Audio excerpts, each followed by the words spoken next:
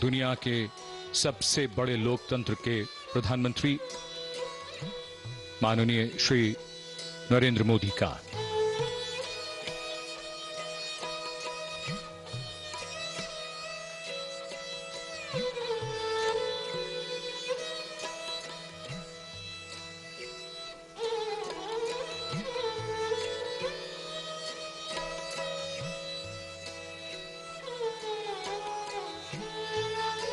प्रधानमंत्री के आगमन पर उनकी अगवानी की जाएगी और वे गार्ड ऑफ ऑनर का निरीक्षण करेंगे।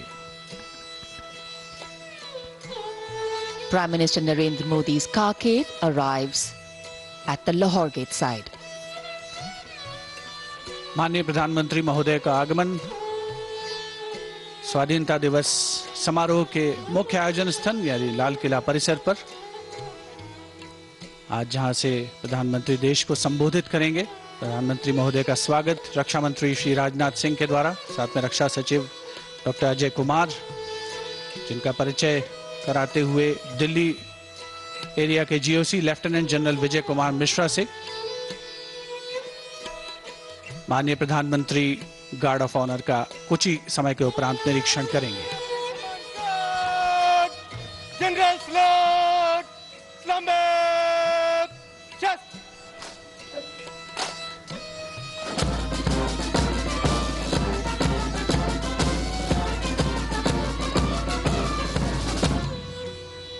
अंतर सेना पुलिस सम्मान गार्ड, बाजू, चेस्ट।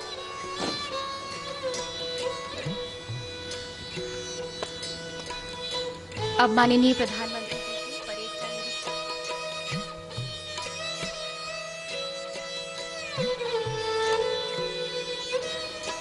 श्रीमान, अंतर सेना पुलिस सम्मान गार्ड आपके निरीक्षण के लिए हाजिर है। बड़ी ही The Guard Commander, Lieutenant Colonel Gaurav S.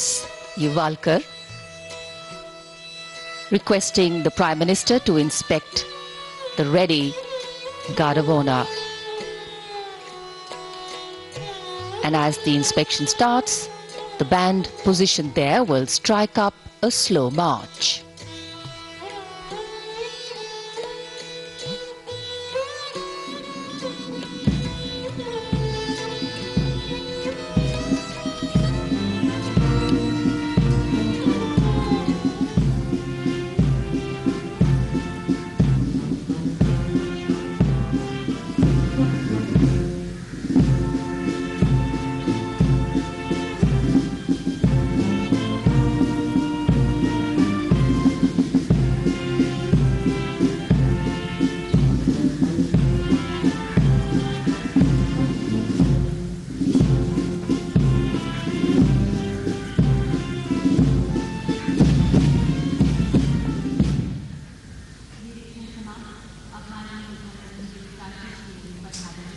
The inspection of the Guard of Honor complete, the Prime Minister moves now towards Lahore Gate, the entrance of the central courtyard of Red Fort, from where he will go up to the ramparts to unfurl the national flag and address the nation.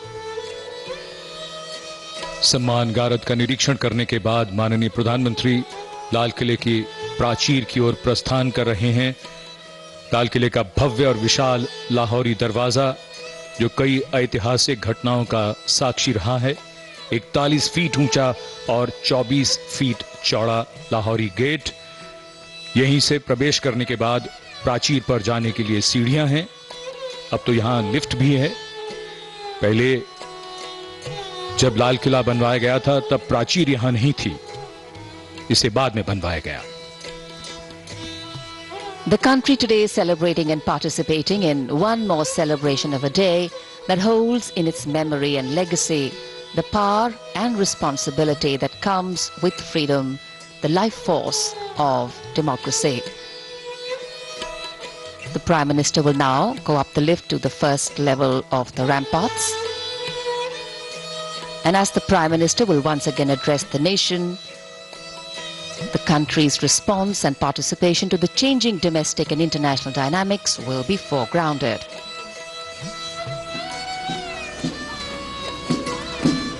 The unfurling of the national flag will be accompanied by the 21-gun salute, presented by the gunners of the elite 2233 Field Battery Ceremonial, under the command of Lieutenant Colonel Jitendra Singh Mehta.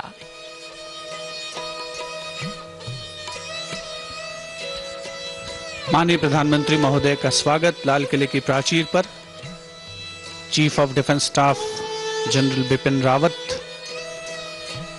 रक्षा मंत्री Shri Rajnath Singh, Delhi area के GOC lieutenant general Vijay Kumar Mishra उनके साथ में उपस्थित, प्राचीर की ओर प्रस्थान करते हुए माननीय प्रधानमंत्री अपने दूसरे कार्यकाल में दूसरी बार और लगातार 7वीं बार लाल किले की प्राचीर से वे राष्ट्र को संबोधित करेंगे।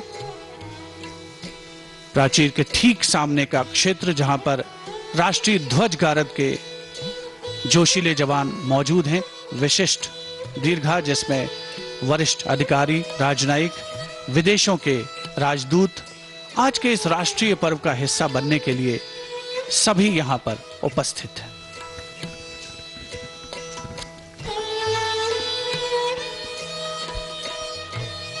India is not just a nation state. It has always stood out as an example of making the seemingly impossible become possible. लाल किले के सामने सर्वधर्म समभाव की तस्वीर, जैन मंदिर, उसके पीछे गौरी शंकर मंदिर और उसके आगे gurdwara Sisganj. Faith, belief, trust, tradition. लाल किले के बाईं ओर Jama Masjid. In fact, tradition, philosophy, ideas and growth all have coexisted and co-flowered with a seeming randomness but larger design in India. Tolerance, inclusivity and respect have been valued and incorporated in the Constitution given to us by our visionary leaders. Dissent has made us progress. Collaboration has helped us grow, and belief in our nationhood has kept us together. The task of freedom and the taste of freedom rests sweet on days of celebration. Defence Minister Shri Rajnath Singh. India's dream of becoming an independent nation after years of colonial rule came true on the 15th of August 1947. At the stroke of midnight, India began its journey as a free country. And today, as the largest democracy in the world, we are positioned and poised to continue forward. आज के समय में बदले हुए व्यवहार से हम corona का मुकाबला कर रहे हैं। ये न्यू नॉर्मल है, नया सामान्य व्यवहार। आज के समय में ये बदला हुआ व्यवहार बेहद जरूरी है। मुश्किलें सदा नहीं रहती, उनकी सीख रह जाती है।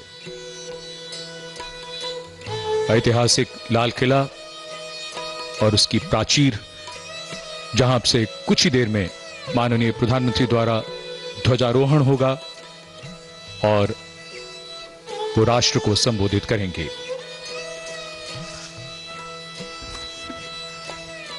And here we are at this grand red sandstone fortress, the Red Fort, without doubt the centerpiece of our Independence Day celebrations. हमारे राष्ट्रीय पर्व का साक्षी बनने के लिए विदेशों के राजनयिक पदाधिकारी भी आज यहाँ लाल किला परिसर में विशिष्ट दीर्घा में उपस्थित हैं। साथ ही केंद्रीय मंत्रिमंडल के सदस्य आज के इस समारोह में अपनी गरिमामय उपस्थिति से इस समारोह को पूर्णता प्रदान कर रहे हैं।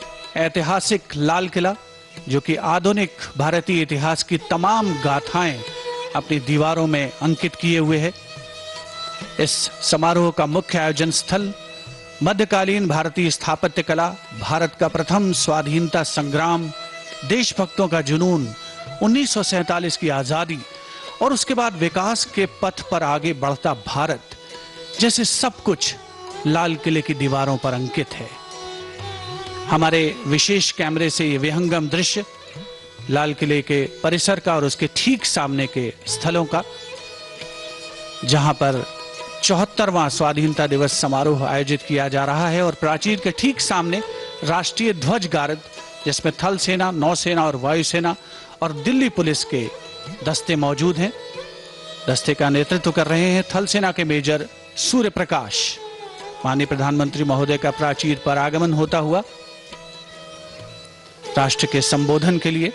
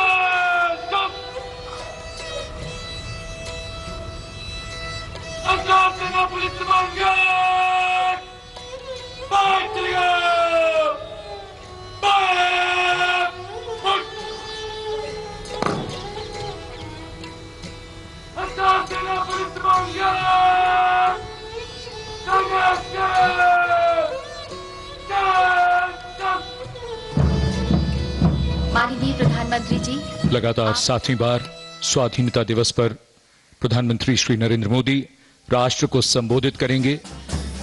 उनके विचारों को सुनने की उत्सुकता सबके मन में है। The Prime Minister acknowledging the greetings of those present, the National Flag Guard on its way out from across the ramparts. And in a short while from now, the Prime Minister will address the nation from the historic Red Fort. This rare living symbol telling its own story. The place where the history of medieval India was crafted, and today it is a connect between the past and India's modern present.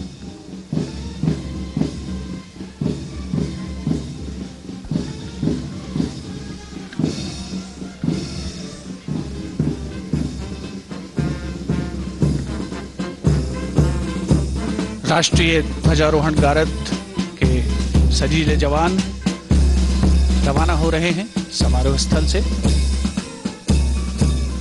इसमें शामिल थल सेना का प्रतिनिधित्व इस बार किया प्रथम Gorkha rifles ने, क्योंकि 5वीं बटालियन जिसमें भाग ले रही थी, जिसकी स्थापना 1942 में धर्मशाला में की गई थी।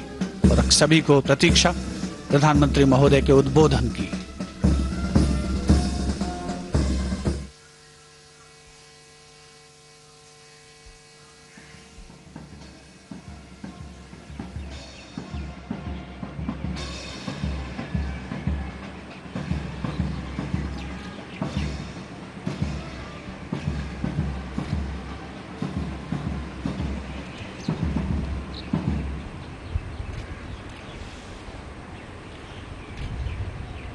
मेरे प्यारे देशवासियों, आजादी के इस पावन पर्व की सभी देशवासियों को बधाई और बहुत बहुत शुभकामनाएं।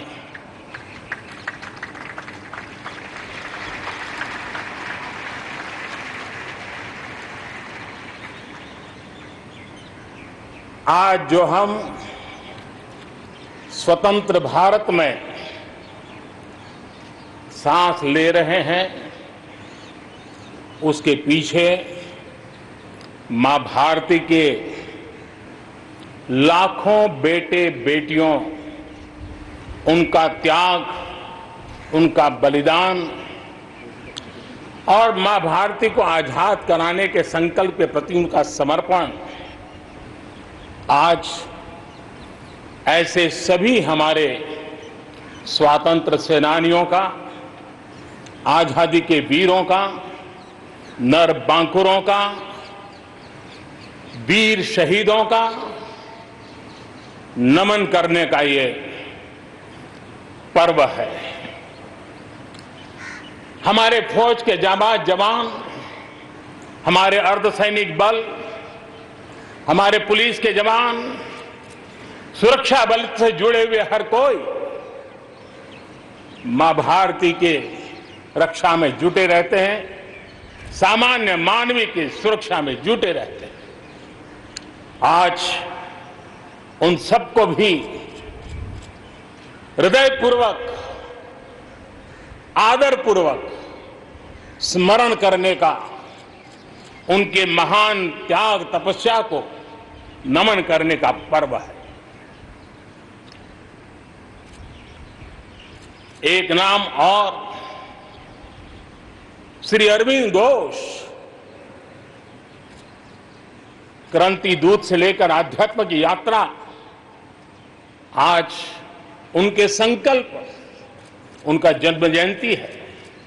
हमें उनके संकल्पों को, हमारे संकल्पों को पूर्ण करने के उनकी तरफ से आशीर्वाद बने रहे।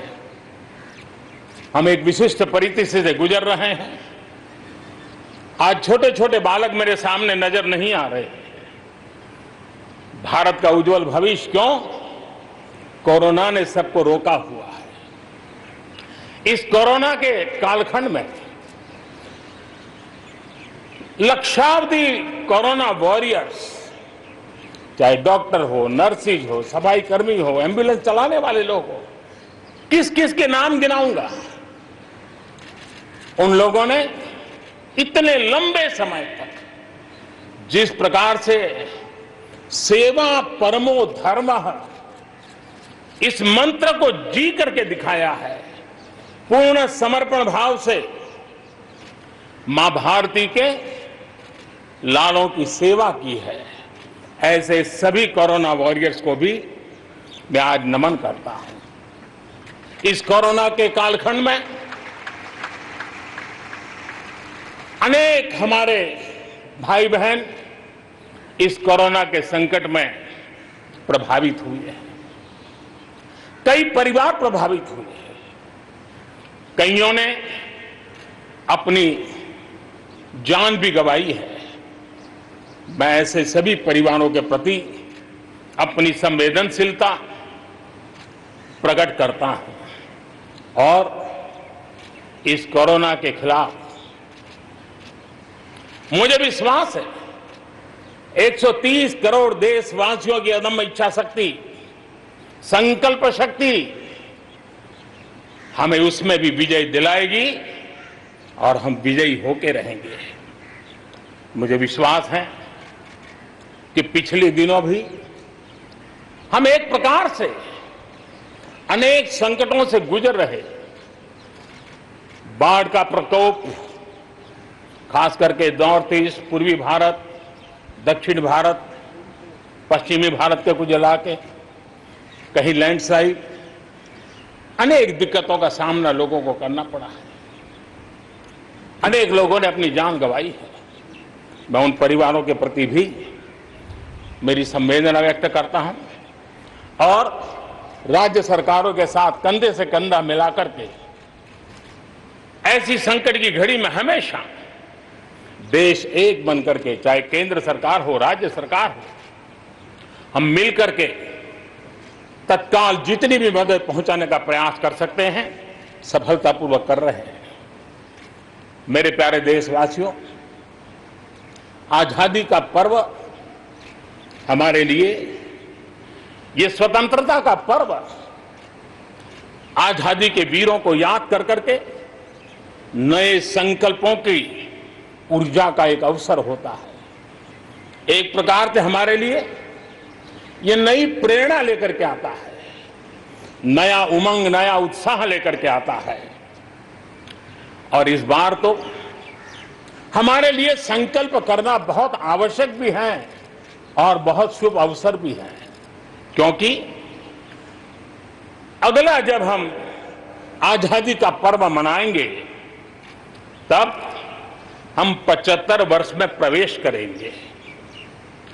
ये अपने आप में एक बहुत बड़ा अवसर है और इसलिए आज आने वाले 2 साल के लिए बहुत बड़े संकल्प लेकर के हमें चलना है। 130 करोड़ देशवासियों को चलना है। आजादी के 75 वर्ष में जब प्रवेश करेंगे और आजादी के 75 वर्ष जब पूर्ण होंगे, हम हमारे संकल्पों की पूर्ति का एक महापर्व के रूप में उसको भी मनाएंगे। मेरे प्यारे देशवासियों, हमारे पूर्वजों ने अखंड एक निष्ठ तपस्या करके त्याग और बलिदान की उच्च भावनाओं को प्रस्तावित करते हुए हमें जिस प्रकार से आजादी दिलाई है, उन्होंने न्यौछावर कर दिया है। लेकिन हम ये बात न भूले कि गुलामी के इतने लंबे कालखंड में कोई भी पल ऐसा नहीं था, कोई भी क्षेत्र ऐसा नहीं था कि जब आजादी की ललक न उठी हो, आजादी की इच्छा को लेकर के किसी ने प्रयास न किया हो, जंग न किया हो, त्याग न किया हो और एक प्रकार से जवानी जेलों में खपा दी, जीवन के सारे सपनों को फांसी के फंदों को चूम करके आहूत कर दिया। ऐसे वीरों को नमन करते हुए और फिर एक तरफ सशस्त्र क्रांति का दौर, दूसरी तरफ जन आंदोलन का दौर, पूज्य बापू के नेतृत्व में राष्ट्र जागरण के साथ जन आंदोलन की एक धारा ने आजादी के आंदोलन को एक नई ऊर्जा दी और हम आजादी के पर्व को आज मना पा रहे हैं। इस आजादी के जंग में भारत की आत्मा को कुचलने के भी निरंतर प्रयास हुए हैं, अनगिनत प्रयास हुए हैं। भारत को अपनी संस्कृति, परंपरा, रीत रिवाज इन सब से उखाड़ फेंकने के लिए क्या कुछ नहीं हुआ। वो कालखंड था, सैकड़ों सालों का कालखंड था। शाम दाम दंड भेद सब कुछ अपने चरम पर था और कुछ लोग तो ये मान के चलते थे कि हम तो यावत चंद्र दिवाकरो यहां पर राज करने के लिए आए हैं। लेकिन आजादी की ललक ने उनके सारे मंसूबों को जमीन दोस्त कर दिया। उनकी सोच थी कि इतना बड़ा विशाल देश, अनेक राजे रजवाड़े, भांति भांति की बोलियां, पहनवेश, खान पान, अनेक भाषाएं, इतनी विविधताओं के कारण बिखरा हुआ देश कभी एक होकर के आजादी का जंग लड़ नहीं सकता है। लेकिन इस देश की प्राण शक्ति वो पहचान नहीं पाए। अंतर्भूत जो प्राण शक्ति है, एकता का सूत्र जो हमें सबको बांध करके रखा हुआ है, उसने आजादी के उस पर्व में पूरी ताकत के साथ जब वो मैदान में आया तो देश आजादी के जंग में विजयी हुआ। हम ये भी जानते हैं कि वो कालखंड था, विस्तारवाद की सोच वालों ने दुनिया में जहां भी फैल सकते के फैलने का प्रयास किया, अपने झंडे गाड़ने की कोशिश की। लेकिन भारत का आजादी का आंदोलन दुनिया के अंदर भी एक प्रेरणा का पुंज बन गया, दिव्य स्तंभ बन गया और दुनिया में भी आजादी की ललक जगी और जो लोग विस्तारवाद के अंधी दौड़ में लगे हुए थे, अपने झंडे गाड़ने में लगे थे, उन्होंने अपने इस मंसूबों को, विस्तारवाद के मंसूबों को पार करने के लिए दुनिया को दो महाविश्व युद्ध में झोंक दिया, मानवता को तहस नहस कर दिया, जिंदगियां तबाह कर दी, दुनिया को तबाह कर दिया। लेकिन ऐसे कालखंड में भी, युद्ध की विभीषिका के बीच भी भारत ने अपनी आजादी की ललक को नहीं छोड़ा, न कमी आने दी, न नमी आने दी। देश बलिदान करने की जरूरत पड़ी, बलिदान देता रहा, कष्ट झेलने की जरूरत पड़ी, कष्ट झेलता रहा, जन आंदोलन खड़ा करने की जरूरत पड़ी, जन आंदोलन खड़ा करता रहा। और भारत की ये लड़ाई ने दुनिया में आजादी के लिए एक माहौल बना दिया। और भारत की एक शक्ति ने दुनिया में जो बदलाव लाया, विस्तारवाद के लिए चुनौती बन गया भारत। इतिहास इस बात को कभी नकार नहीं सकता है। इतिहास इस बात को नहीं। मेरे प्यारे देशवासियों, आजादी की लड़ाई में पूरे विश्व में भारत ने अपनी एकजुटता की ताकत, अपनी सामूहिकता की ताकत, अपने उज्जवल भविष्य के प्रति अपना संकल्प, समर्पण और प्रेरणा, उस ऊर्जा को लेकर के देश आगे बढ़ता चला गया। मेरे प्यारे देशवासियों, कोरोना वैश्विक महामारी के बीच 130 करोड़ भारतीयों ने संकल्प लिया, संकल्प आत्मनिर्भर बनने का। और आत्मनिर्भर भारत आज हर हिंदुस्तान के मन मस्तिष्क को में छाया हुआ है। आत्मनिर्भर भारत, ये सपना संकल्प में परिवर्तित देख रहे हैं। आत्मनिर्भर भारत ये एक प्रकार से शब्द नहीं, ये आज 130 करोड़ देशवासियों के लिए मंत्र बन गया है। हम जानते हैं, जब मैं आत्मनिर्भर की बात करता हूं, हम में से जो भी 25-30 साल की उम्र से ऊपर होंगे, उन सबने अपने परिवार में अपने माता पिता या अपने बुजुर्गों से सुना होगा कि भाई, बेटे बेटी, अब 20 साल 21 साल के हो गए हो, अब अपने पैरों पे खड़े हो जाओ। 20-21 साल में भी परिवार संतानों से अपने पैरों पर खड़े होने की अपेक्षा करता है। हम तो आजादी के 75 वर्ष के एक कदम दूर है, तब हमारे लिए भी भारत जैसे देश को अपने पैरों पर खड़ा होना अनिवार्य है। आत्मनिर्भर बनना अनिवार्य है। जो परिवार के लिए आवश्यक है, वो देश के लिए भी आवश्यक है। और इसलिए, और मुझे विश्वास है, भारत इस सपने को चरितार्थ करके रहेगा। और उसका कारण मेरे देश के नागरिकों के सामर्थ्य पर मुझे यकीन है। मुझे मेरे देश की प्रतिभा पर गर्व है। मुझे देश के युवाओं में, देश की मातृशक्ति में, हमारी महिलाओं में अप्रतिम सामर्थ्य जो है, उस पर मेरा भरोसा है। मेरा हिंदुस्तान की सोच, हिंदुस्तान का अप्रोच, इस पर विश्वास है। और इतिहास गवाह है कि भारत एक बार ठान लेता है तो भारत करके रहता है। और इसी के कारण जब हम आत्मनिर्भर की बात करते हैं तो दुनिया को भी उत्सुकता भी है, भारत से अपेक्षा भी है। और इसलिए हमें उस अपेक्षा को पूर्ण करने के लिए अपने आप को योग्य बनाना बहुत आवश्यक है। हमें अपने आप को तैयार करना बहुत आवश्यक है।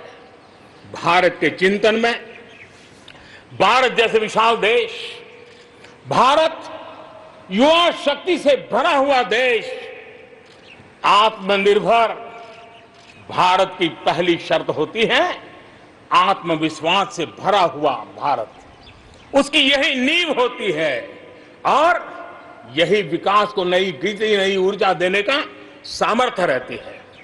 भारत विश्व एक परिवार के संस्कारों से पला बड़ा हुआ है। अगर वेद कहते थे वसुधैव कुटुंबकम, तो विनोबा जी कहते थे जय जगत। और इसलिए हमारे लिए विश्व एक परिवार है, और इसलिए आर्थिक विकास भी हो, लेकिन साथ साथ मानव और मानवता का भी केंद्र स्थान होना चाहिए, इसका महत्व होना चाहिए। उसी को लेकर के हम चलते हैं। आज दुनिया इंटरकनेक्टेड है, आज दुनिया इंटरडिपेंडेंट है, और इसलिए समय की मांग है कि विश्व अर्थव्यवस्था में भारत जैसे विशाल देश का योगदान बढ़ना चाहिए। विश्व कल्याण के लिए भी ये भारत का कर्तव्य है, और भारत को अपना योगदान बढ़ाना है तो भारत को स्वयं को सशक्त होना होगा, भारत को आत्मनिर्भर होना होगा।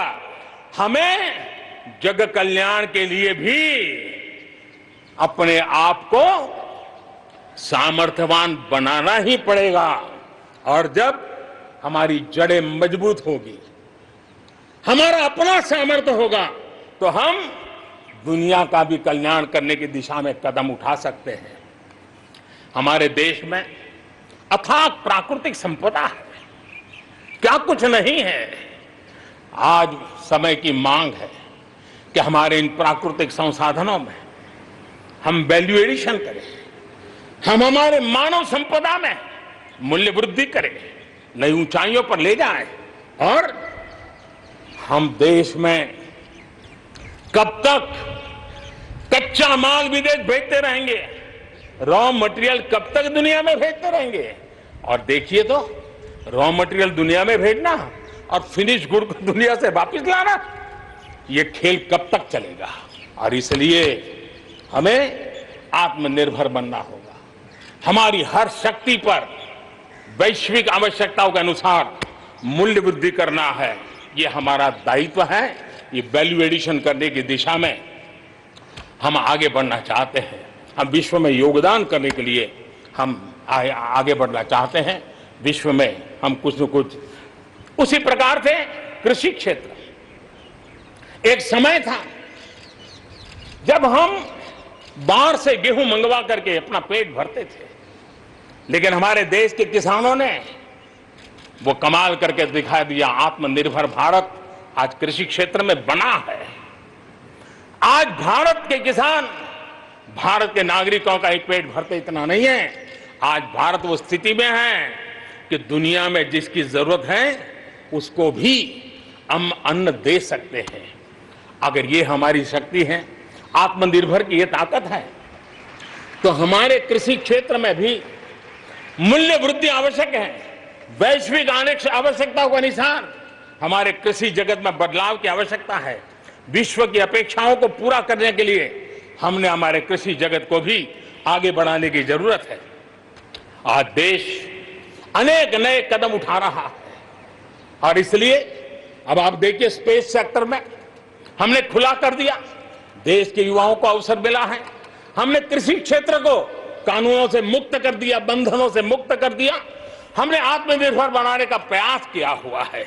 जब भारत स्पेस सेक्टर में ताकतवर बनता है तो पड़ोसियों को जरूर उसका लाभ होता है। जब आप ऊर्जा के क्षेत्र में पावरफुल होते हैं तो जे देश अपना अंधेरा मिटाना चाहता है, भारत उसमें मदद कर सकता है।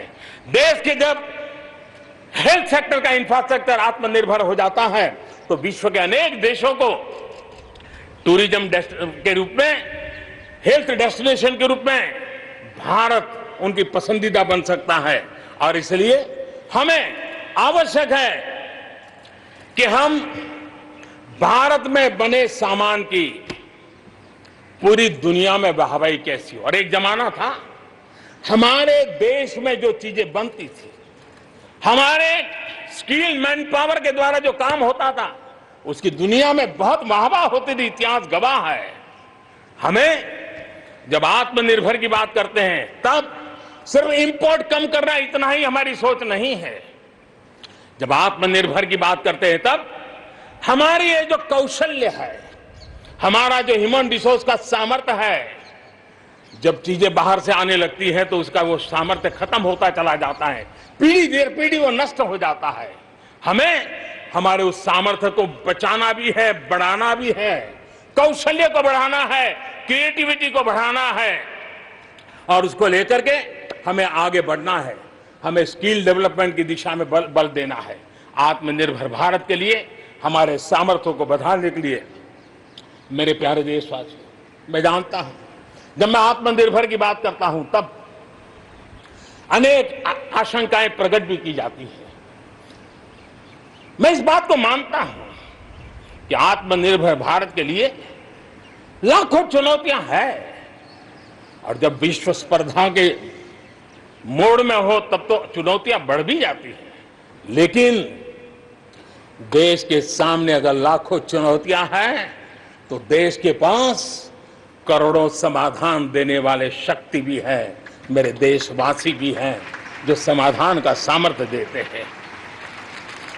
अब देखिए, कोरोना के संकट काल में हमने देखा कि बहुत सी चीजों के लिए हम कठिनाइयों में हैं, हमें दुनिया से लाना है, दुनिया दे नहीं पा रही थी। हमारे देश के नौजवानों ने, हमारे देश के उद्यमियों ने, हमारे देश के उद्योग जगत के लोगों ने बीड़ा उठा लिया।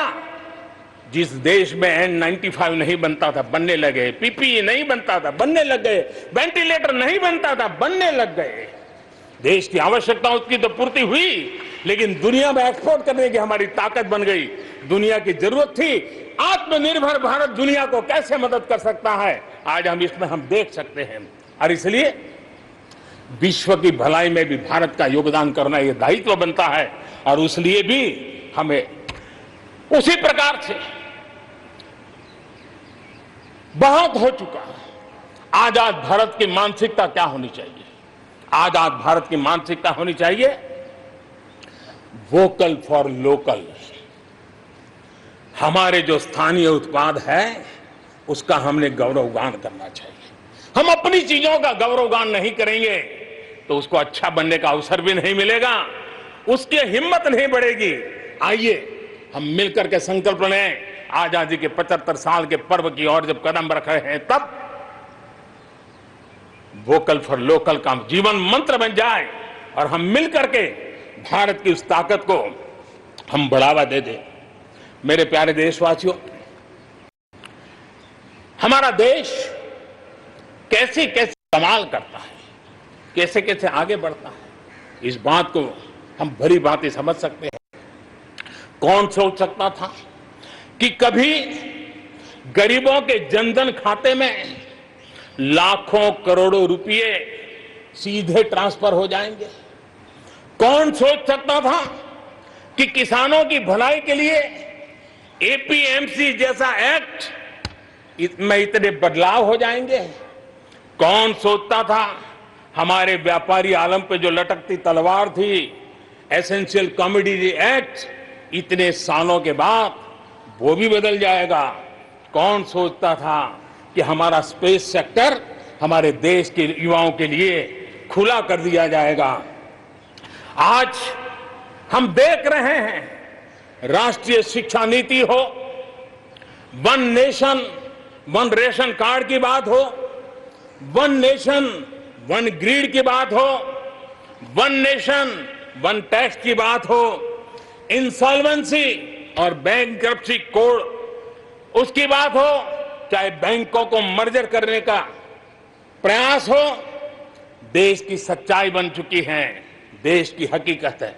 भारत में परिवर्तन के इस कालखंड में रिफॉर्म्स के परिणामों को दुनिया देख रही है। एक के बाद एक दूसरे से जुड़े हुए हम जो रिफॉर्म्स कर रहे हैं उसको दुनिया बहुत बारीकी से देख रही है और उसी का कारण है बीते वर्ष भारत में एफडीआई में अब तक के सारे रिकॉर्ड तोड़ दिए। फॉरेन डायरेक्ट इन्वेस्टमेंट अब तक के सारे रिकॉर्ड तोड़ दिए। बीते वर्ष भारत में एफडीआई में 18% की वृद्धि हुई है, बढ़ोतरी हुई है। और इसलिए कोरोना काल में भी दुनिया की बड़ी बड़ी कंपनियां भारत की ओर रुख ले रही हैं। ये विश्वास ऐसे ही पैदा नहीं हुआ है, ऐसे ही दुनिया मोहित नहीं हुई है।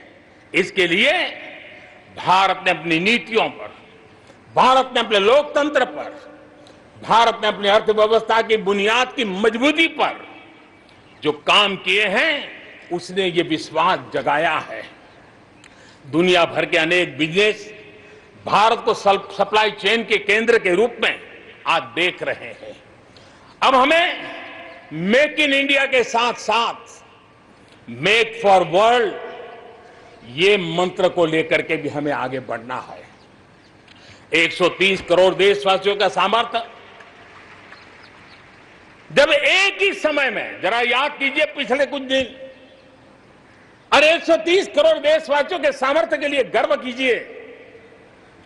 कोरोना के इस महाकालखंड में एक तरफ चक्रवात, पूरब में भी चक्रवात, पश्चिम में भी चक्रवात, बिजली गिरने से अनेक लोगों की मौत की खबरें, कहीं पर बार बार भूस्खलन की घटनाएं, छोटे मोटे भूकंप के झटके इतना कम था तो हमारे किसानों के लिए टिड्डी दल की आपत्तियां आई। न जाने एक साथ एक के बाद एक मुसीबतों का अंबार लग गया। लेकिन उसके बावजूद भी देश जरा भी अपना विश्वास नहीं खोया। देश आत्मविश्वास के साथ आगे बढ़ता जाया गया। देशवासियों के जीवन को, देश की अर्थव्यवस्था को कोरोना के प्रभाव से जल्दी बाहर निकालना आज हमारी प्राथमिकता है। इसमें अहम भूमिका रहेगी नेशनल इंफ्रास्ट्रक्चर पाइपलाइन प्रोजेक्ट की। इस पर 110 लाख करोड़, उससे भी ज्यादा खर्च किए जाएंगे। इसके लिए अलग अलग सेक्टर्स में लगभग 7,000 प्रोजेक्ट्स की पहचान कर ली गई है। इससे देश के ओवरऑल इंफ्रास्ट्रक्चर डेवलपमेंट को एक नई दिशा भी मिलेगी, एक नई गति भी मिलेगी। और इससे हमेशा ये कहा जाता है, ऐसे संकट की घड़ी में जितना ज्यादा इंफ्रास्ट्रक्चर को बल दिया जाए ताकि आर्थिक गतिविधि बढ़ती है, लोगों को रोजगार मिलता है, काम मिलता है, उसके जुड़े हुए कई काम एक साथ चल जाते हैं। छोटे बड़े उद्योग, किसान, हर मध्यम वर्ग को इसका बहुत लाभ होता है। और आज मैं एक बात स्मरण करना चाहता हूं, जब अटल बिहारी वाजपेयी हमारे देश के प्रधानमंत्री थे, तब उन्होंने स्वर्णिम चतुर्भुज की एक बहुत बड़ी दूरगामी असर पैदा करने वाली योजना को प्रारंभ किया था और देश के रोड नेटवर्क के इंफ्रास्ट्रक्चर को नेक्स्ट जनरेशन पर ले गए थे। आज भी वो स्वर्णिम चतुर्भुज की तरफ देश बड़े गर्व से देख रहा है। हाँ, हमारा हिंदुस्तान बदल रहा है, देख रहा है। मेरे प्यारे देशवासियों, अटल जी ने अपने समय में एक काम किया, लेकिन अब हमें उसे आगे ले जाना है, हमें नई ओर ले जाना है। और अब हम साइलोज में नहीं चल सकते। हम इंफ्रास्ट्रक्चर को, रोड का रोड वाला काम करेगा, रेल का रेल में चला जाएगा, न रेल का रोड से संबंध, न रोड का रेल से संबंध, न एयरपोर्ट का पोर्ट से संबंध, न पोर्ट का एयरपोर्ट से संबंध, न रेलवे स्टेशन का बस से संबंध, बस स्टेशन से संबंध, न बस स्टेशन का रेलवे। ऐसी स्थिति नहीं चले। अब हमें सारा इंफ्रास्ट्रक्चर एक कॉम्प्रिहेंसिव हो, इंटीग्रेटेड हो, एक दूसरे के पूरक हो। रेल से रोड पूरक हो, रोड से सी पोर्ट पूरक हो, सी पोर्ट से पोर्ट पूरक हो। ये हमें एक नए सदी के लिए हमें मल्टी मॉडल कनेक्टिविटी इंफ्रास्ट्रक्चर, इसको जोड़ने के लिए हम अब आगे बढ़ रहे हैं और ये एक नया आयाम होगा। बहुत बड़ा सपना लेकर के इस पर काम शुरू किया है और मुझे विश्वास है ये साइलोस को खत्म करके हमारे इस सारी व्यवस्था को एक नई ताकत देंगे। इसके साथ साथ हमारे समुद्री तट, विश्व व्यापार में समुद्री तटों का अपना बहुत महत्व होता है। जब हम पोर्ट लेड डेवलपमेंट को लेकर के चले हैं, तब हम आने वाले दिनों में समुद्री तट के पूरे हिस्से में 4 लेन रोड बनाने की दिशा में एक आधुनिक इंफ्रास्ट्रक्चर के लिए हम काम करेंगे। मेरे प्यारे देशवासियों, हमारे यहां शास्त्रों में एक बहुत बड़ी बात और बड़ी महत्वपूर्ण बात कही गई है। हमारे यहां शास्त्रों में कहा गया है, सामर्थ्य मूलम स्वातंत्रम, सामर्थ्य मूलम स्वातंत्रम, श्रम मूलम च वैभवम, श्रम मूलम च वैभवम। यानी किसी समाज की, किसी भी राष्ट्र की आजादी का स्रोत उसका सामर्थ्य होता है और उसके वैभव, उन्नति, प्रगति का स्रोत उसकी श्रम शक्ति है। और इसलिए सामान्य नागरिक, शहर हो या गांव, उसकी मेहनत का कोई मुकाबला नहीं है। मेहनत का समाज को जब सुविधाएं मिलती है, जीवन का संघर्ष, रोजमर्रा की मुसीबतें कम होती है, तो उसकी ऊर्जा, उसकी शक्ति बहुत खिल उठती है, बड़े कमाल करके देती है। बीते 6 वर्षों में देश के मेहनत कश नागरिकों का जीवन बेहतर बनाने के लिए अनेक विविध कामों का सिलसिला चलाया गया है, अनेक अभियान चलाए गए हैं। आप देखिए, बैंक खाता हो, पक्के घर की बात हो, इतनी बड़ी मात्रा में शौचालय बनाने हो, हर घर में बिजली कनेक्शन पहुंचाना हो, माताओं बहनों को धुएं से मुक्त करने के लिए गैस का कनेक्शन देना हो, गरीब से गरीब को बीमा सुरक्षा देने का प्रयास हो, 5 लाख रुपए तक अच्छे से अच्छे अस्पताल में मुफ्त इलाज कराने के लिए आयुष्मान भारत योजना हो, राशन की दुकानों को टेक्नोलॉजी जोड़ने की बात हो, हर गरीब, हर व्यक्ति बिना किसी भेदभाव के पूरी पारदर्शिता के साथ उसको लाभ पहुंचाने में पिछले 6 साल ने बहुत अच्छी तरह प्रगति की है। कोरोना के संकट में भी इन व्यवस्थाओं में बहुत मदद मिली है।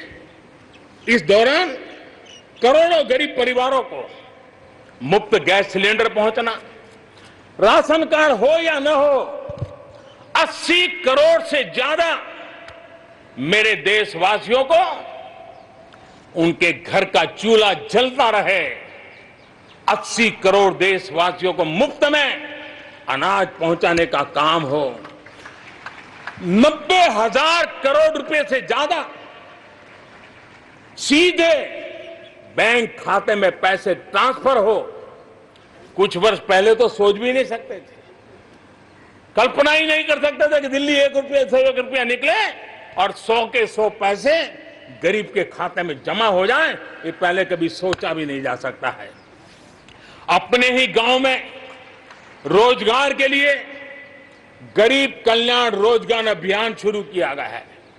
श्रमिक साथी खुद को रिस्किल करे, अपस्किल करे, इस पर विश्वास करते हुए, श्रम शक्ति पे भरोसा करते हुए, गांव के संसाधनों पर भरोसा करते हुए, हम वोकल फॉर लोकल को बल देते हुए, रीस्किल, अपस्किल के द्वारा हम हमारे देश की श्रम शक्ति को, हमारे गरीबों को एम्पावर करने की दिशा में हम काम कर रहे हैं। शहर में हमारे जो श्रमिक हैं, क्योंकि आर्थिक गतिविधि का केंद्र शहर है, गांव से लोग दूर दूर से शहरों में आते हैं। स्ट्रीट वेंडर्स हो, रेडी पट्टी वाले लोग हो, आज बैंकों से उनको सीधा पैसा देने की योजना चल रही है। लाखों लोगों ने इतने कम समय में, कोरोना के कालखंड में इसका फायदा उठाया है। अब उनको कहीं से ज्यादा ब्याज से खानगी स्तर पर पैसे लेने की जरूरत नहीं पड़ेगी, बैंक से वो अधिकार से अपने पैसे ले पाएगा। उसी प्रकार से जब शहर में हमारे श्रमिक आते हैं, उनको रहने की अगर अच्छी सुविधा मिल जाए तो उनकी कार्य क्षमता में भी बहुत बढ़ोतरी होती है।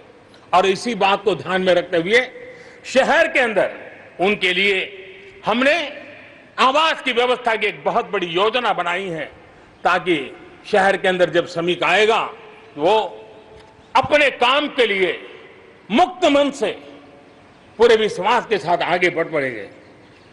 मेरे प्यारे देशवासियों, ये भी सही है कि विकास की इस यात्रा में भी हमने देखा है जैसे समाज जीवन में कुछ तबके पीछे रह जाते हैं, गरीबी से बाहर निकल नहीं पाते हैं, वैसे राष्ट्र जीवन में भी कुछ क्षेत्र होते हैं, कुछ भूभाग होते हैं, कुछ इलाके होते हैं जो पीछे रह जाते हैं। आत्मनिर्भर भारत बनाने के लिए हमारे लिए संतुलित विकास बहुत आवश्यक है और हमने 110 से ज्यादा आकांक्षी जिले आइडेंटिफाई किए हैं। उन 110 जिले जो एवरेज से भी पीछे हैं, उनको राज्य की और राष्ट्र की एवरेज तक ले आना है, सभी पैरामीटर में लेता है। वहां के लोगों को बेहतर शिक्षा मिले, वहां के लोगों को बेहतर स्वास्थ्य सुविधाएं मिले, वहां के लोगों को रोजगार के स्थानीय अवसर पैदा हो, और उसके लिए लगातार हमने इन 110 जिले जो हमारी विकास यात्रा में कहीं पीछे छूट गए हैं उनको आगे ले जाने के लिए प्रयास कर रहे हैं। मेरे प्यारे देशवासियों, आत्मनिर्भर भारत की अहम प्राथमिकता आत्मनिर्भर कृषि और आत्मनिर्भर किसान, और इसको हम कभी भी नजरअंदाज नहीं कर सकते हैं।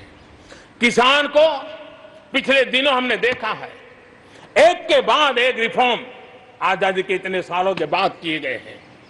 किसान को तमाम बंधनों से मुक्त करना हो, वो काम हमने कर दिया है। आप सोच नहीं सकते होंगे, हमारे देश में आप अगर साबुन बनाते हैं, हिंदुस्तान के कोने में जाके साबुन बेच सकते हैं। आप अगर कपड़ा बनाते हैं, हिंदुस्तान के किसी कोने में जाके कपड़ा बेच सकते हैं। आप चीनी बनाएं, आप चीनी बेच सकते हैं। लेकिन मेरा किसान, बहुत लोगों को पता नहीं होगा, मेरे देश का किसान जो उत्पादन करता था, न वो अपनी मर्जी से बेच सकता था, न अपनी मर्जी से जहां बेचना चाहता था वहां बेच सकता था। उसके लिए जो दायरा तय किया था वहीं बेचना पड़ता था। उस सारे बंधनों को हमने खत्म कर दिया है। अब हिंदुस्तान का किसान उस आजादी की सांस को ले पाएगा, ताकि वो हिंदुस्तान के किसी में भी, दुनिया के किसी भी कोने में अपना माल बेचना चाहता है, वो अपने टर्म्स पर बेच पाएगा। इस बात को हमने किसान की आय को बढ़ाने के लिए अनेक वैकल्पिक चीजों को भी बल दिया है। उसके किसानी में इनपुट कॉस्ट कैसे कम हो, सोलार पंप, उसको डीजल पंप से मुक्ति कैसे दिला दे, अन्नदाता ऊर्जादाता कैसे बने, मधुमक्खी पालन हो, फिशरीज हो, पोल्ट्री हो, ऐसे अनेक चीजें उसके साथ जुड़ जाएं ताकि उसकी आय दोगुना हो जाए। उस दिशा में हम लगातार काम कर रहे हैं। आज समय की मांग है, हमारा कृषि क्षेत्र आधुनिक बने, मूल्य वृद्धि हो, वैल्यू एडिशन हो, फूड प्रोसेसिंग हो, पैकेजिंग की व्यवस्था हो, उसको संभालने की व्यवस्था हो, और इसलिए अच्छे इंफ्रास्ट्रक्चर की जरूरत है। आपने देखा होगा इस कोरोना कालखंड में ही पिछले दिनों 1 लाख करोड़ रुपया एग्रीकल्चर इंफ्रास्ट्रक्चर के लिए भारत की सरकार ने आवंटित किए हैं, और इंफ्रास्ट्रक्चर जो किसानों की भलाई के लिए होगा, और इसके कारण किसान अपना मूल्य भी प्राप्त कर सकेगा, दुनिया के बाजार में बेच भी पाएगा, विश्व बाजार में उसकी पहुंच बढ़ेगी। आज हमने ग्रामीण उद्योगों को मजबूत करने की जरूरत है। ग्रामीण क्षेत्रों में विशिष्ट प्रकार से आर्थिक क्लस्टर बनाने जाएंगे। कृषि और गैर कृषि उद्योगों को गांव के अंदर एक जाल बनाई जाएगी, और उसके कारण उसके साथ साथ किसानों के लिए जो नई एफपीओ हमने बनाने का, किसान उत्पादक संघ बनाने का जो हमने कोशिश की है, वो अपने आप में एक बहुत बड़ा इकोनॉमिकल एम्पावरमेंट का काम करेगा। भाइयों बहनों, मैंने पिछली बार यहां पर जल जीवन मिशन की घोषणा की थी। आज उसको 1 साल हो रहा है। मैं आज गर्व से कह सकता हूं कि जो हमने सपना लिया है कि पीने का शुद्ध जल, नल से जल हमारे देशवासियों को मिलना चाहिए। स्वास्थ्य की समस्याओं का समाधान भी शुद्ध पीने के जल से जुड़ा हुआ होता है। अर्थव्यवस्था में भी उसका बहुत बड़ा योगदान होता है और उसको लेकर के जल जीवन मिशन शुरू किया। आज मुझे संतोष है कि प्रतिदिन हम 1 लाख से ज्यादा घरों में, हर दिन 1 लाख से ज्यादा घरों में जल पहुंचा रहे हैं, पाइप से जल पहुंचा रहे हैं और पिछले 1 साल में 2 करोड़ परिवारों तक हम जल पहुंचाने में यशस्वी हुए हैं और विशेष करके जंगलों में दूर दूर रहने वाले हमारे आदिवासियों के घरों तक ये पहुंचाने का काम, बड़ा अभियान चला है। और मुझे खुशी है कि आज जल जीवन मिशन ने देश में एक तंदुरुस्त स्पर्धा का माहौल बनाया है। जिले जिले के बीच में तंदुरुस्त स्पर्धा हो रही है, नगर नगर के बीच में तंदुरुस्त स्पर्धा हो रही है, राज्य राज्य के बीच में तंदुरुस्त स्पर्धा हो रही है। हर किसी को लग रहा है कि प्रधानमंत्री का जल जीवन मिशन का जो सपना है उसको हम जल्दी से जल्दी अपने क्षेत्र में पूरा करेंगे। कोऑपरेटिव कॉम्पिटिटिव फेडरलिज्म को एक नई ताकत इस जल जीवन मिशन के साथ जुड़ गई है और उसके साथ भी हम आगे बढ़ रहे हैं। मेरे प्यारे देशवासियों, चाहे हमारा कृषि का क्षेत्र हो, चाहे हमारे लघु उद्योगों का क्षेत्र हो, चाहे हमारे नौकरी पेशा करने वाले समाज के लोग हो, ये करीब करीब सभी लोग एक प्रकार से भारत का मध्यम वर्गीय बहुत बड़ा संपुट है और मध्यम वर्ग से निकले हुए प्रोफेशनल्स आज दुनिया में अपना डंका जमा रहे हैं। मध्यम वर्ग से निकले हुए हमारे डॉक्टर, इंजीनियर, वकील, साइंटिस्ट, सब कोई दुनिया के अंदर अपना नाम डंडा जमा रहे हैं और इसलिए ये बात तय है कि मध्यम वर्ग को जितने अवसर मिलते हैं वो अनेक गुना ताकत के साथ उभर करके आते हैं और इसलिए मध्यम वर्ग को सरकारी दखलंदाजी से मुक्ति चाहिए। मध्यम वर्ग को अनेक विध नए अवसर चाहिए, उसको खुला मैदान होना चाहिए और हमारी सरकार लगातार मध्यम वर्ग के इन सपनों को पूरा करने के लिए काम कर रही है। मध्यम वर्ग मिरेकल करने की ताकत रखता है। ईज ऑफ लिविंग, इसका सबसे बड़ा लाभ किसी को होना है तो मेरे मध्यम वर्गीय परिवारों को होना है। सस्ते इंटरनेट की बात हो, चाहे सस्ते स्मार्टफोन की बात हो, या उड़ान के तहत हवाई जहाज की टिकटें बहुत मिनिमम हो जाने की बात हो, या हमारे हाईवेज हो, इंफॉर्मेशन वेज हो, ये सारी चीजें मध्यम वर्ग की ताकत को बढ़ाने वाली है। आज आपने देखा होगा मध्यम वर्ग में जो गरीबी से बाहर निकला है उसका पहला सपना होता है अपना घर होना चाहिए, वो एक बराबरी की जिंदगी जाना चाहता है। देश में बहुत बड़ा काम हमने ईएमआई के क्षेत्र में किया और उसके कारण होम लोन सस्ते हुए और जब एक घर के लिए लोन लेता है तो लोन पूरी करते करते करीब 6 लाख रुपया कि उसके छूट मिल जाती है। यह इतना ही नहीं, पिछले दिनों ध्यान में आया कि बहुत गरीब मध्यम वर्ग के परिवारों ने पैसे लगाए हुए हैं लेकिन योजनाएं पूरी न होने के कारण खुद का घर मिल नहीं रहा है, किराया भरना पड़ रहा है। भारत सरकार ने 25,000 करोड़ रुपया का विशिष्ट फंड बना करके ये जो आधे अधूरे घर है उनको पूरा करके मध्यम वर्गीय परिवारों को घर मिल जाए, उसके लिए हमने अब कदम उठाया है। जीएसटी में बहुत तेजी से टैक्सेशन कम हुआ है, इनकम टैक्स कम हुआ है। आज मिनिमम उस प्रकार के व्यवस्थाओं के साथ हम देश को आगे बढ़ाने का प्रयास कर रहे हैं। कोऑपरेटिव बैंकों को आरबीआई से जोड़ना ये अपने आप में मध्यम वर्गीय परिवारों के पैसों को सुरक्षित रखने की गारंटी इसके साथ जुड़ी हुई है। एमएसएमई सेक्टर में जो रिफॉर्म्स हुए हैं, एग्रीकल्चर सेक्टर में जो रिफॉर्म्स हुए हैं, इसका सीधा सीधा लाभ हमारे मध्यम वर्गीय मेहनतकश परिवारों को जाने वाला है और उसके कारण हजारों करोड़ रुपए के स्पेशल फंड आज जो हमारे व्यापारी बंधुओं को, हमारे में लघु उद्योगकारों को हम दे रहे हैं, उनको इसका लाभ मिलने वाला है। आम भारतीय की शक्ति, उसकी ऊर्जा आत्मनिर्भर भारत अभियान का एक बहुत बड़ा आधार है। इस ताकत को बनाए रखने के लिए हर स्तर पर निरंतर काम जारी है।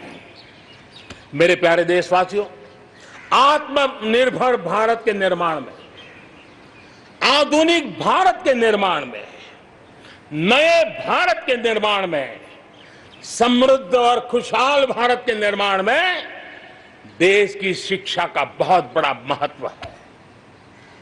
इसी सोच के साथ देश को 3 दशक के बाद नई राष्ट्रीय शिक्षा नीति देने में हम आज यशस्वी हुए हैं और हिंदुस्तान के हर कोने में इसकी स्वागत के समाचार एक नई ऊर्जा, नए विश्वास दे रहे हैं। ये राष्ट्रीय शिक्षा नीति हमारे विद्यार्थियों को जड़ से जोड़ेगी, लेकिन साथ साथ उसको एक ग्लोबल सिटीजन बनाने का भी पूरा सामर्थ्य देगी। वो जड़ों से जुड़ा होगा, लेकिन उसका सर आसमान की ऊंचाइयों को छूता होगा। आज आपने देखा होगा राष्ट्रीय शिक्षा नीति में एक विशेष बल दिया गया है नेशनल रिसर्च फाउंडेशन का, क्योंकि देश को प्रगति करने के लिए इनोवेशन बहुत आवश्यक होता है। इनोवेशन को जितना बल मिलेगा, रिसर्च को जितना बल मिलेगा, उतना ही देश को आगे ले जाने में और कॉम्पिटिटिव वर्ल्ड के अंदर आगे बढ़ने में बहुत ताकत मिलेगी। आपने सोचा होगा क्या कभी इतना तेजी से गांव तक ऑनलाइन क्लासेस का इतना माहौल बन जाएगा? कभी कभी आफत में भी कुछ ऐसी चीजें उभर करके आ जाती हैं, नई ताकत दे देती है। और इसलिए आपने देखा होगा कोरोना काल में ऑनलाइन क्लासेस एक प्रकार से कल्चर बन गया है। आप देखिए ऑनलाइन डिजिटल ट्रांजैक्शन वो भी कैसे बढ़ रहे हैं।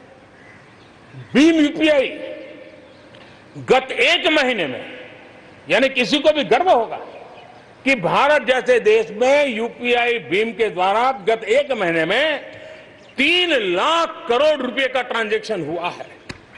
ये अपने आप में हम किस प्रकार से बदली हुई स्थितियों को स्वीकार करने लगे हैं, ये इसका नमूना है। आप देखते हैं 2014 से पहले हमारे देश में 5 दर्जन पंचायतों में ऑप्टिकल फाइबर था। गत 5 वर्ष में 1.5 लाख ग्राम पंचायतों तक ऑप्टिकल फाइबर नेटवर्क पहुंच चुका है, जो आज इतना मदद कर रहा है। सभी पंचायतों में पहुंचने के लक्ष्य के साथ हमने काम शुरू किया था। जो 1 लाख पंचायतें बाकी हैं, वहां भी तेजी से काम चल रहा है, लेकिन बदली पड़ी हुई परिस्थिति में गांव की भी डिजिटल इंडिया में भागीदारी अनिवार्य बन गई है। गांव के लोगों को भी इस प्रकार की ऑनलाइन सुविधाओं की जरूरत बढ़ गई है। इसको ध्यान में रखते हुए पहले जो हमने कार्यक्रम बनाया था, हर पंचायत तक पहले पहुंचेंगे, लेकिन आज मैं आपसे बताना चाहूंगा कि अब हमने तय किया है कि सभी 6 लाख से ज्यादा जो हमारे गांव है, उन सभी गांवों में ऑप्टिकल फाइबर नेटवर्क पहुंचाया जाएगा। जरूरत बदली है तो हमने प्रायोरिटी भी बदली है। 6 लाख से अधिक गांवों में हजारों लाखों किलोमीटर ऑप्टिकल फाइबर का काम चलाया जाएगा और हमने तय किया है 1000 दिन में 1000 दिन के अंदर अंदर देश के 6 लाख से अधिक गांवों में ऑप्टिकल फाइबर नेटवर्क काम पूरा कर दिया जाएगा। बदलती हुई टेक्नोलॉजी में साइबर स्पेस, ये हमारी निर्भरता बढ़ती ही जाने वाली है, लेकिन साइबर स्पेस में खतरे भी जुड़े हुए होते हैं। भली भांति दुनिया इससे अब परिचित है और इनसे देश के सामाजिक ताने बाने,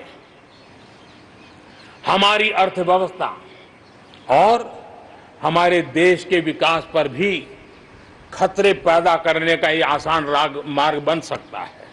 और इसलिए भारत इसमें बहुत सचेत है, भारत बहुत सतर्क है और इन खतरों का सामना करने के लिए फैसले ले रहा है। इतना ही नहीं, नई व्यवस्थाएं भी लगातार विकसित की जा रही है। बहुत ही अल्प समय में नई साइबर सुरक्षा रणनीति, इसका एक पूरा खाका देश के सामने आएगा। आने वाले समय में सब इकाइयों को जोड़ करके हम इस साइबर सिक्योरिटी के अंदर सबको एक साथ चलना पड़ेगा। उसके लिए आगे बढ़ने रणनीति बनाएंगे। मेरे प्यारे देशवासियों, भारत में महिला शक्ति को जब जब भी अवसर मिले उन्होंने देश का नाम रोशन किया, देश को मजबूती दी है। महिलाओं को स्वरोजगार और रोजगार के समान अवसर देने के लिए आज देश प्रतिबद्ध है। आज भारत में महिलाएं अंडरग्राउंड कोयले की खदान में काम कर रही हैं, तो आज मेरे देश की बेटियां फाइटर प्लेन भी उड़ा करके आसमान की बुलंदियों को चूम रही है।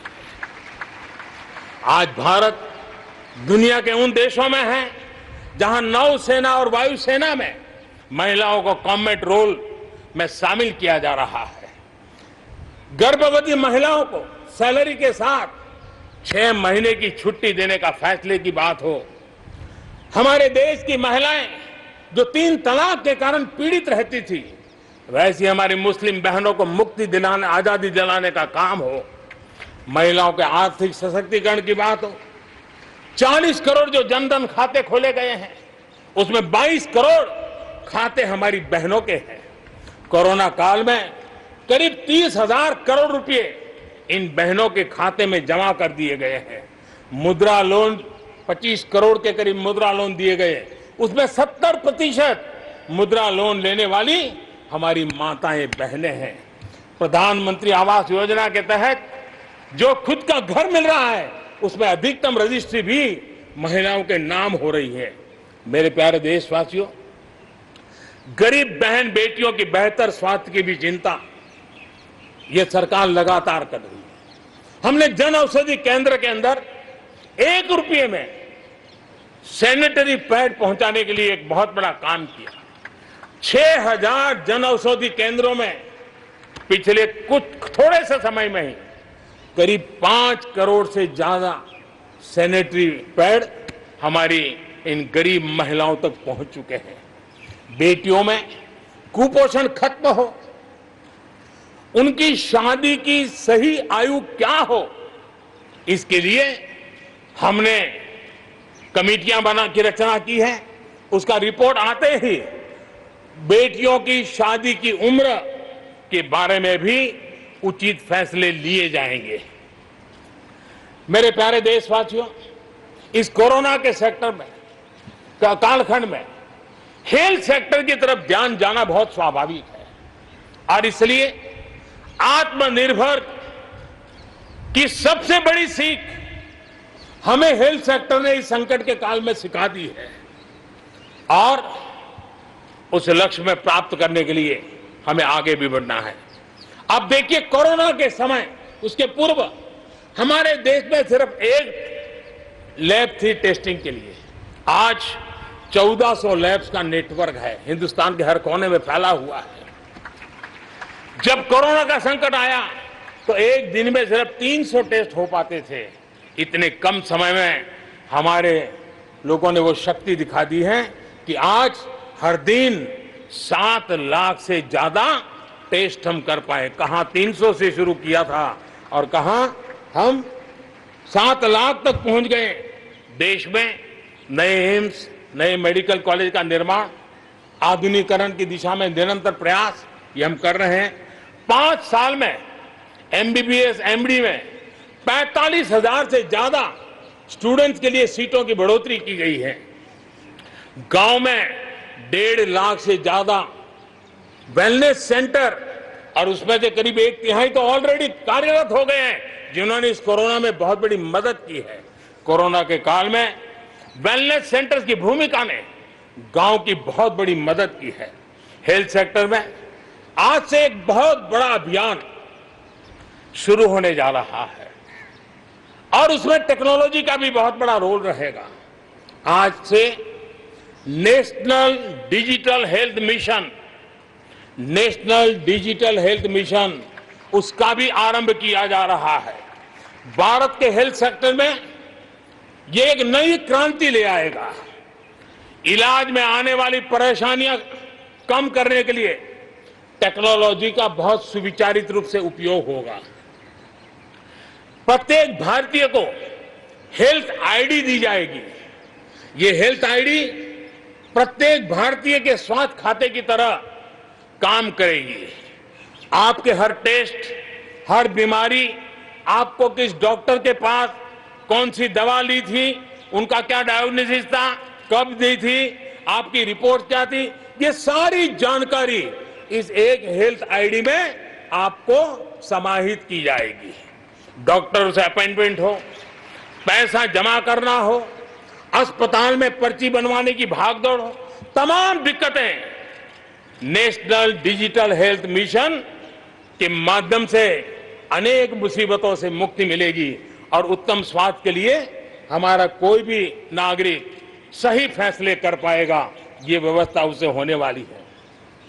मेरे प्यारे देशवासियों, जब भी अब कोरोना की बात आती है तो एक बात स्वाभाविक है, हर किसी के मन में सवाल है, कोरोना की वैक्सीन कब तैयार होगी? ये सवाल हर एक के मन में है, पूरी दुनिया में है। मैं आज देशवासियों को कहना चाहूंगा, देश के हमारे वैज्ञानिकों की प्रतिभा एक ऋषि मुनि की तरह लेबोरेटरी में जी जान से जुटे हुए हैं, अखंड एक निष्ठ तपस्या कर रहे हैं, बड़ी कड़ी मेहनत कर रहे हैं और भारत में एक नहीं, दो नहीं, तीन वैक्सीन उसके टेस्टिंग के अलग अलग चरण में है। वैज्ञानिकों से जब हरी झंडी मिल जाएगी, बड़े पैमाने पर प्रोडक्शन होगा और उसकी तैयारियां भी पूरी तरह रेडी हैं और तेजी से प्रोडक्शन के साथ वैक्सीन हर भारतीय तक कम से कम समय में कैसे पहुंचे, उसका खाका भी तैयार है, उसका रूपरेखा भी तैयार है। मेरे प्यारे देशवासियों, हमारे देश में अलग अलग जगहों पर विकास की तस्वीर अलग अलग है। कुछ क्षेत्र बहुत आगे हैं, कुछ क्षेत्र बहुत पीछे हैं। ये असंतुलन आत्मनिर्भर भारत के सामने एक महत्वपूर्ण चुनौती मैं मान सकता हूं और इसलिए जैसा मैंने प्रारंभ में कहा, 110 आकांक्षी जिलों पर हम बल दे रहे हैं, उसको विकास की बराबरी लाना चाहते हैं। हम विकास के इकोसिस्टम बनाना, कनेक्टिविटी को सुधारना, ये हमारी प्राथमिकता है। अब आप देखिए, हिंदुस्तान का पश्चिमी भाग और हिंदुस्तान को मध्य से देखिए, हिंदुस्तान का पूर्वी भाग, पूर्वी उत्तर प्रदेश हो, बिहार हो, बंगाल हो, नॉर्थ ही हो, उड़ीसा हो, ये सारे हमारे क्षेत्र अपार संपदा है, प्राकृतिक संपदा के भंडार है। यहाँ के लोग सामर्थ्यवान है, शक्तिवान है, प्रतिभावान है, लेकिन अवसरों के अभाव में ये क्षेत्र हमारे असंतुलन रहा है और इसलिए हमने अनेक नए कदम उठाए। ईस्टर्न डेडिकेटेड फ्रेट कॉरिडोर हो, पूर्व में गैस पाइपलाइन से जोड़ने की बात हो, नए रोड रेल का इंफ्रास्ट्रक्चर खड़ा करना हो, वहां नए पोर्ट बनाने हो, यानी एक प्रकार से पूरा डेवलपमेंट के लिए जो इंफ्रास्ट्रक्चर का खाका होना चाहिए, बड़ा होलिस्टिक तरीके से विकसित हम कर रहे हैं ताकि हमारे क्षेत्र भी विकास की दिशा में। उसी प्रकार से लेह लद्दाख, करगिल, जम्मू कश्मीर एक क्षेत्र, एक प्रकार से इस क्षेत्र को 1 वर्ष पूर्व 370 से आजादी मिल चुकी है, 1 साल पूरा हो चुका है। ये 1 साल जम्मू कश्मीर के एक नई विकास यात्रा का बड़ा महत्वपूर्ण पड़ाव है। ये 1 साल वहां महिलाओं को, दलितों को मूलभूत अधिकारों को देने वाला कालखंड रहा है। ये हमारे शरणार्थियों को गरिमापूर्ण जीवन का भी 1 साल रहा है। विकास का लाभ गांव और गरीब तक पहुंचाने के लिए बैक टू विलेजेस जैसे विशेष अभियान चलाए जा रहे हैं। आयुष्मान योजना को बेहतरीन तरीके से आज जम्मू कश्मीर, लद्दाख के क्षेत्र में उपयोग किया जा रहा है। मेरे प्यारे देशवासियों, लोकतंत्र की मजबूती, लोकतंत्र की सच्ची ताकत हमारी चुनी हुई स्थानीय इकाइयों में है। हम सभी के लिए गर्व की बात है कि जम्मू कश्मीर में स्थानीय इकाइयों के जनप्रतिनिधि सक्रियता और संवेदनशीलता के साथ विकास के नए युग को आगे बढ़ा रहे हैं। मैं उनके वहीं के सभी पंच सरपंचों को हृदय से बहुत बहुत बधाई देता हूं विकास यात्रा में उनकी सक्रिय भागीदारी के लिए। जम्मू कश्मीर में डिलिमिटेशन की प्रक्रिया चल रही है। सुप्रीम कोर्ट के निवृत्त न्यायमूर्ति के नेतृत्व में डिलिमिटेशन का काम चल रहा है और जल्दी से डिलिमिटेशन का काम पूरा होते ही भविष्य में वहां चुनाव हो, जम्मू कश्मीर के एमएलए हो, जम्मू कश्मीर के मंत्रीगण हो, जम्मू कश्मीर के मुख्यमंत्रीगण हो, नई ऊर्जा के साथ विकास के मार्ग पर आगे बढ़े। इसके लिए देश प्रतिबद्ध भी है और प्रयासरत भी है। लद्दाख को केंद्र शासित प्रदेश बना करके बरसों पुरानी जो उनकी मांग थी, उनकी आकांक्षा थी, उस आकांक्षा को हमने पूर्ण करने का, उनको सम्मानित करने का एक बहुत बड़ा काम किया है। हिमालय की ऊंचाइयों में बसा लद्दाख विकास के नए शिखर की ओर आगे बढ़ रहा है। अब सेंट्रल यूनिवर्सिटी वहां पर बन रही है, नए रिसर्च सेंटर बन रहे हैं, होटल मैनेजमेंट के कोर्सेज वहां चल रहे हैं। बिजली के लिए 7,500 मेगावाट के सोलर पार्क के निर्माण की योजना बन रही है। लेकिन मेरे प्यारे देशवासियों, लद्दाख की कई विशेषता है। उन विशेषताओं को हमें संभालना भी है, संवारना भी है। और जैसे सिक्किम ने, हमारे नॉर्थ ईस्ट में सिक्किम ने अपनी एक ऑर्गेनिक स्टेट की पहचान बनाई है, वैसे ही लद्दाख, लेह, करगिल, ये पूरा क्षेत्र हमारे देश के लिए कार्बन न्यूट्रल इकाई के रूप में उसकी पहचान बना सकता है। और इसके लिए भारत सरकार वहां के नागरिकों के साथ मिलकर के एक नमूना रूप, प्रेरणा रूप कार्बन न्यूट्रल और वो भी विकास का मॉडल, वहां की आवश्यकताओं की पूर्ति वाला मॉडल, उस दिशा में हम आगे बढ़ रहे हैं। मेरे प्यारे देशवासियों, भारत ने दिखाया है कि पर्यावरण के साथ संतुलन रखते हुए भी तेज विकास संभव है। आज भारत वन वर्ल्ड, वन सन, वन ग्रिड के विजन के साथ पूरी दुनिया में को खास करके सूर्य ऊर्जा के क्षेत्र में प्रेरित कर रहा है। रिन्यूएबल एनर्जी के उत्पादन के मामले में आज भारत दुनिया के 5 टॉप देशों में अपनी जगह बना चुका है। प्रदूषण के समाधान को लेकर भारत सजग भी है और भारत सक्रिय भी है। स्वच्छ भारत अभियान हो, धुआं मुक्त रसोई गैस की व्यवस्था हो, एलईडी बल्ब का अभियान हो, सीएनजी आधारित ट्रांसपोर्टेशन की व्यवस्था हो, इलेक्ट्रिक मोबिलिटी के लिए प्रयास हो, हम कोई कसर नहीं छोड़ रहे हैं। पेट्रोल से प्रदूषण को कम करने के लिए इथेनॉल उत्पादन, उसको बढ़ाने पर और उसके इस्तेमाल पर बल दिया जा रहा है। 5 साल पहले हमारे देश के अंदर इथेनॉल की क्या स्थिति थी? 5 साल पहले हमारे देश में 40 करोड़ लीटर उत्पादन होता था। आज 5 साल में 5 गुना हो गया और आज 200 करोड़ लीटर इथेनॉल हमारे देश में बन रहा है, जो पर्यावरण के लिए बहुत उपयोगी हो रहा है।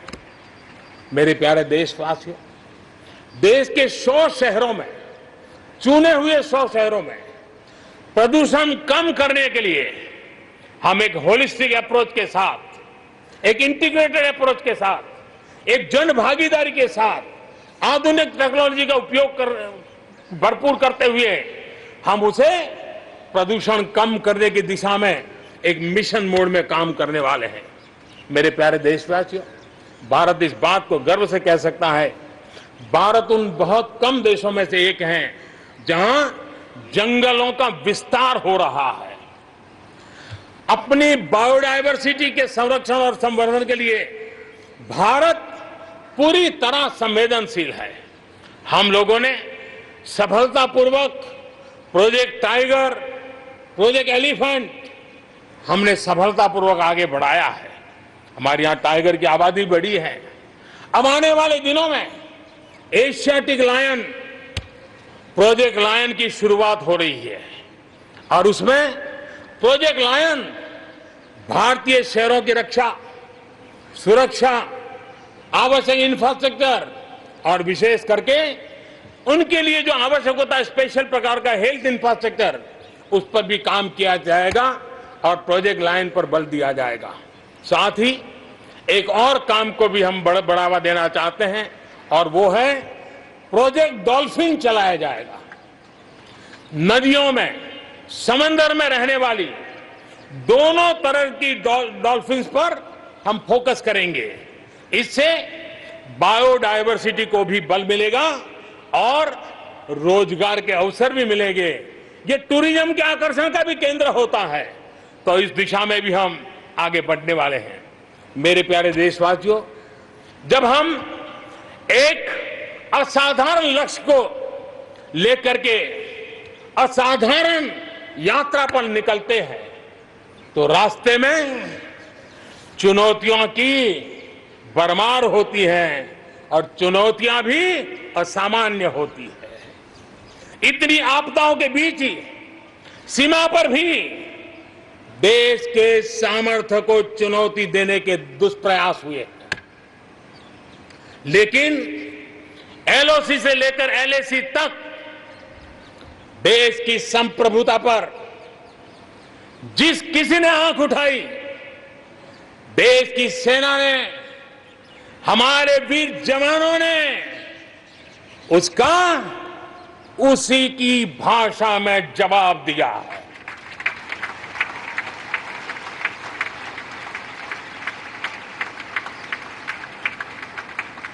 भारत की संप्रभुता की रक्षा के लिए पूरा देश एक जोश से भरा हुआ है, संकल्प से प्रेरित है और सामर्थ्य पर अटूट श्रद्धा के साथ आगे बढ़ रहा है। इस संकल्प के लिए हमारे वीर जवान क्या कर सकते हैं, देश क्या कर सकता है, ये लद्दाख में दुनिया ने देख लिया है।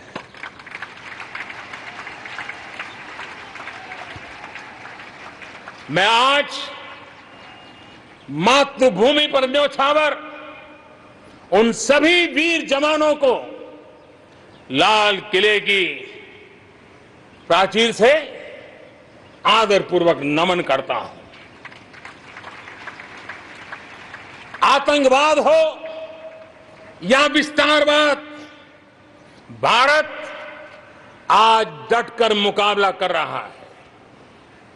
आज दुनिया पर का भारत पर विश्वास और मजबूत हुआ है। पिछले दिनों संयुक्त राष्ट्र सुरक्षा परिषद के अस्थायी सदस्य के रूप में 192 में से 192 में से 184 देशों का भारत को समर्थन मिलना, ये हमारे हर हिंदुस्तानी के लिए गर्व दिलाता है। विश्व में हमने कैसी अपनी पहुंच बनाई है, उसका ये उदाहरण है। और ये तभी संभव होता है जब भारत खुद मजबूत हो, भारत सशक्त हो, भारत सुरक्षित हो, इसी सोच के साथ आज अनेक मोर्चों पर काम किया जा रहा है। मेरे प्यारे देशवासियों, हमारे पड़ोसी देशों के साथ, चाहे वो हमसे जमीन से जुड़े हो या समंदर से, अपने संबंधों का हम सुरक्षा, विकास और विश्वास की साझेदारी के साथ जोड़ रहे हैं। भारत का लगातार प्रयास है कि अपने पड़ोसी देशों के साथ हम अपने सदियों पुराने सांस्कृतिक, आर्थिक और सामाजिक रिश्तों को और गहराई दें। दक्षिण एशिया में दुनिया की 1/4 जनसंख्या रहती है। हम सहयोग और सहभागिता से इतनी बड़ी जनसंख्या के विकास और समृद्धि की अनगिनत संभावनाएं पैदा कर सकते हैं। इस क्षेत्र के देशों के सभी नेताओं की इस विशाल जनसमूह के विकास और प्रगति के लिए बहुत बड़ी जिम्मेदारी है, एक अहम जिम्मेदारी है। उसे निभाने के लिए दक्षिण एशिया के इन सभी क्षेत्र के सभी लोगों को, राजनेताओं को, शासकों को, बुद्धिजीवियों को भी मैं आह्वान करता हूं, इस पूरे क्षेत्र में जितनी शांति होगी, जितना सौहार्द होगा, उतनी ही ये मानवता के काम आएगी, मानवता के हित में होगा। पूरी दुनिया का हित इसमें समाहित है। आज पड़ोसी सिर्फ वो ही नहीं है जिनसे हमारी भौगोलिक सीमाएं मिलती है, बल्कि वे भी हैं जिनसे हमारे दिल मिलते हैं। जहां रिश्तों में समरसता होती है, मेल जोल रहता है। मुझे खुशी है कि बीते कुछ समय में भारत ने एक्सटेंडेड नेबरहुड के सभी देशों के साथ अपने संबंधों को और मजबूत किया है।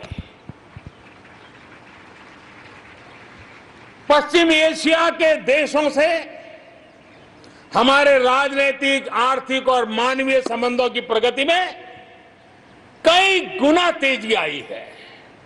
विश्वास अनेक गुना बढ़ गया है। इन देशों के साथ हमारे आर्थिक संबंध, खासकर ऊर्जा क्षेत्र में भागीदारी बहुत महत्वपूर्ण है। इनसे कई देशों में, इन सभी देशों में, ज्यादातर देशों में बहुत बड़ी संख्या में हमारे भारतीय भाई बहन काम कर रहे हैं। जिस प्रकार इन देशों ने कोरोना के संकट के समय भारतीयों की मदद की, भारत सरकार के अनुरोध का सम्मान किया, उसके लिए भारत उन सभी देशों का आभारी है और मैं अपना आभार प्रकट करना चाहता हूं। इस प्रकार हमारे पूर्व के आसियान देश, जो हमारे मैरीटाइम पड़ोसी भी हैं, वो भी हमारे लिए बहुत विशेष महत्व रखते हैं। इनके साथ भारत का हजारों वर्ष पुराना धार्मिक और सांस्कृतिक संबंध है। बौद्ध धर्म की परंपराएं हमें उनसे जोड़ती है। आज भारत इन देशों के साथ सिर्फ सुरक्षा क्षेत्र में नहीं, बल्कि समुद्री संपदा के क्षेत्र में भी सहयोग बढ़ा रहा है। मेरे प्यारे देशवासियों, भारत के जितने प्रयास शांति और सौहार्द के लिए है, उतनी ही प्रतिबद्धता अपनी सुरक्षा और अपनी सेनाओं को सशक्त करने के लिए भी है। रक्षा उत्पादन में आत्मनिर्भर भारत के लिए बड़े कदम उठाए गए हैं। हाल ही में 100 से ज्यादा सैन्य उपकरणों के आयात पर हमने रोक लगा दी है। मिसाइलों से लेकर के हल्के युद्धक हेलीकॉप्टरों तक, असॉल्ट राइफल से लेकर ट्रांसपोर्ट एयरक्राफ्ट तक सभी मेक इन इंडिया हो गए। अपना तेजस भी अपनी तेजी और अपनी ताकत दिखाने के लिए आधुनिक जरूरतों के हिसाब से तैयार हो रहा है। देश की सुरक्षा में हमारे बॉर्डर और कोस्टल इंफ्रास्ट्रक्चर की बहुत बड़ी भूमिका है। आज हिमालय की चोटियां हो या हिंद महासागर के द्वीप, हर दिशा में कनेक्टिविटी के विस्तार पर जोर दिया जा रहा है। लद्दाख से लेकर के अरुणाचल प्रदेश तक बड़े पैमाने पर हमारे देश की सुरक्षा को ध्यान में रखते हुए नई सड़कें तैयार की गई हैं। देश में, मेरे प्यारे देशवासियों, हमारा इतना बड़ा समुद्र तट है, लेकिन साथ साथ हमारे पास 1300 से ज्यादा आइलैंड्स हैं। कुछ चुनिंदा आइलैंड के महत्व को देखते हुए तेजी से विकसित करने पर हम आगे बढ़ रहे हैं। आपने देखा होगा, पिछले सप्ताह 5 दिन पहले अंडमान निकोबार में submarine optical fibre cable project का लोकार्पण हुआ। अंडमान निकोबार को भी चेन्नई और दिल्ली जैसी इंटरनेट सुविधा अब उपलब्ध होगी। अब हम आगे लक्षद्वीप को भी इसी तरह जोड़ने के लिए काम को आगे बढ़ाने वाले हैं। अगले 1000 दिन में लक्षद्वीप को भी तेज इंटरनेट की सुविधा से जोड़ने का हमने लक्ष्य रखा है। बॉर्डर और कोस्टल एरिया के युवाओं के विकास, उसको भी सुरक्षा को केंद्र में रखते हुए विकास के मॉडल की दिशा में हम आगे बढ़ रहे हैं। और उसमें एक कदम, एक बड़ा अभियान हम शुरू कर रहे हैं। हमारे जो बॉर्डर इलाके हैं, हमारे जो कोस्टल इलाके हैं, वहां के करीब 173 डिस्ट्रिक्ट हैं जो किसी न किसी देश की सीमा या समुद्री तट से जुड़े हुए हैं। आने वाले दिनों में एनसीसी का विस्तार उन बॉर्डर डिस्ट्रिक्ट के नौजवानों के लिए किया जाएगा। बॉर्डर एरिया के कैडेट्स को हम करीब 1 लाख नए एनसीसी के कैडेट तैयार करेंगे और उसमें 1/3 हमारी बेटियां हो, ये भी प्रयास रहेगा। बॉर्डर एरिया के कैडेट्स को सेना प्रशिक्षित करेगी। कोस्टल एरिया के जो कैडेट्स हैं उनको नेवी के लोग प्रशिक्षित करेंगे और जहां एयरबेस है वहां के कैडेट को एयरफोर्स की तरफ से ट्रेनिंग दी जाएगी। बॉर्डर और कोस्टल एरिया को आपदाओं से निपटने के लिए एक ट्रेन्ड मैन पावर मिलेगा। युवाओं को आर्म फोर्सेस में कैरियर बनाने के लिए जरूरी स्किल भी मिलेगी। मेरे प्यारे देशवासियों, पिछले वर्ष लाल किले से मैंने कहा था, बीते 5 साल आवश्यकताओं की पूर्ति और अगले 5 साल आकांक्षाओं की पूर्ति के हैं। बीते एक साल में ही देश ने बड़े और महत्वपूर्ण फैसलों के पड़ाव को पार कर लिया है। गांधी 150 पर भारत ने गांवों को खुद को खुले में शौच से मुक्त किया है। आस्था की वजह से प्रताड़ित शरणार्थियों को नागरिकता देने का कानून, दलितों, पिछड़ों, ओबीसी के लिए, एससी, एसटी, ओबीसी के लिए आरक्षण के अधिकार को बढ़ाने की बात हो, असम और त्रिपुरा में ऐतिहासिक शांति समझौता हो, फौज की सामूहिक शक्ति को और प्रभावी बनाने के लिए चीफ ऑफ डिफेंस स्टाफ की नियुक्ति हो, करतारपुर साहिब कॉरिडोर का रिकॉर्ड समय में निर्माण हो, देश ने इतिहास बनाया, इतिहास बदले देखा, असाधारण काम करके दिखाया। 10 दिन पूर्व अयोध्या में भगवान राम के भव्य मंदिर का निर्माण शुरू हुआ। राम जन्मभूमि के सदियों पुराने विषय का शांतिपूर्ण समाधान हो चुका है। देश के लोगों ने जिस संयम के साथ और समझदारी के साथ आचरण किया है, व्यवहार किया है, यह अभूतपूर्व है और भविष्य के लिए हमारे लिए प्रेरणा का कारण है। शांति, एकता और सद्भावना, यही तो आत्मनिर्भर भारत की ताकत बनने वाली है। यही मेलजोल, यही सद्भाव भारत के उज्जवल भविष्य की गारंटी है। इसी सद्भाव के साथ हमें आगे बढ़ना है। विकास में के इस महायज्ञ में हर हिंदुस्तानी को अपनी कुछ न कुछ आहुति देनी है। इस दशक में भारत नई नीति और नई रीति के साथ ही आगे बढ़ेगा। जब साधारण से काम नहीं चलेगा, अब होती है चलती का वक्त अब चला गया। हमें दुनिया में किसी से कम नहीं, हम सबसे ऊपर रहने का प्रयास करेंगे और इसलिए हम सर्वश्रेष्ठ उत्पादन, सर्वश्रेष्ठ ह्यूमन रिसोर्सेज, सर्वश्रेष्ठ गवर्नेंस, हर चीज में सर्वश्रेष्ठ के लक्ष्य को लेकर के आजादी के 75 साल के लिए हमें आगे बढ़ना है।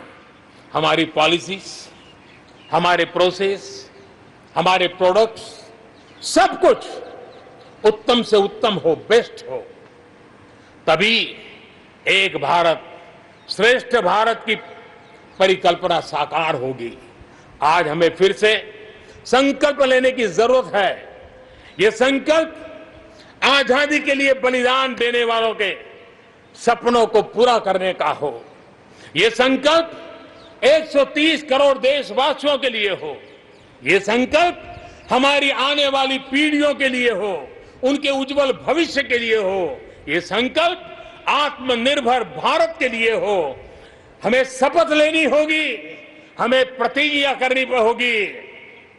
हम आयात को कम से कम करने की दिशा में योगदान करेंगे। हम अपने लघु उद्योगों को सशक्त करेंगे। हम सब लोकल के लिए वोकल बनेंगे और हम ज्यादा इनोवेट करेंगे।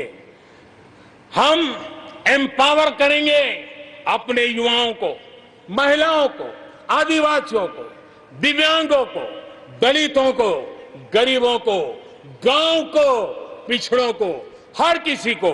आज भारत ने असाधारण गति से असंभव को संभव किया है। इसी इच्छा शक्ति, इसी लगन, इसी जज्बे के साथ प्रत्येक भारतीय को आगे बढ़ना है। वर्ष 2022 हमारी आजादी के 75 वर्ष का पर्व अब बस आ ही गया है। हम एक कदम दूर है। हमें दिन रात एक कर देना है। 21वीं सदी का ये तीसरा दशक हमारे सपनों को पूरा करने का दशक होना चाहिए। कोरोना बड़ी विपत्ति है, लेकिन इतनी बड़ी नहीं कि आत्मनिर्भर भारत की विजय यात्रा को वो रोक पाए।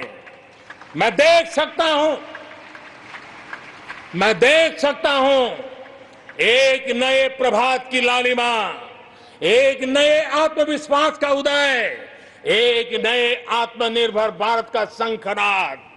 एक बार फिर आप सभी को स्वाधीनता दिवस की कोटि कोटि शुभकामनाएं। आइए मेरे साथ दोनों हाथ के ऊपर करके पूरी ताकत से बोलिए, भारत माता की, भारत माता की, भारत माता की, वंदे वंदे वंदे, जय हिंद।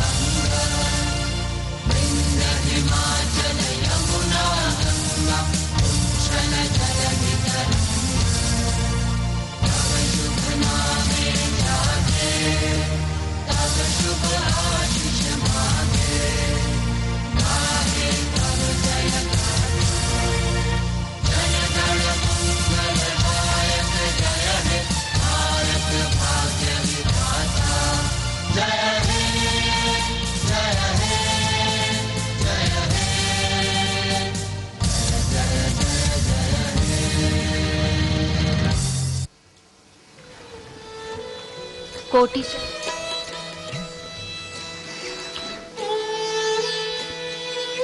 माननीय प्रधानमंत्री महोदय ने 74वें स्वाधीनता दिवस के अवसर पर अपने उद्बोधन में देश के सामने जो प्राथमिकताएं हैं उनका उल्लेख किया और भविष्य का एक रोड मैप देश के सामने रखा है।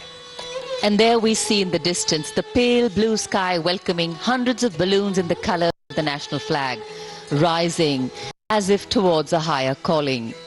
And as the shades of freedom take wing, they carry with them the aspirations of more than 1.3 billion Indians. Today, we recognize, rejoice, and revel in all that makes us truly Indian. So joining hands, heads, and hearts, we salute this nation, its large heart, boundless patience, and open embrace. And Indian democracy, too, has an aspiration for this large, multicultural, multi-religious, and multilingual nation to stand tall in the Committee of Nations.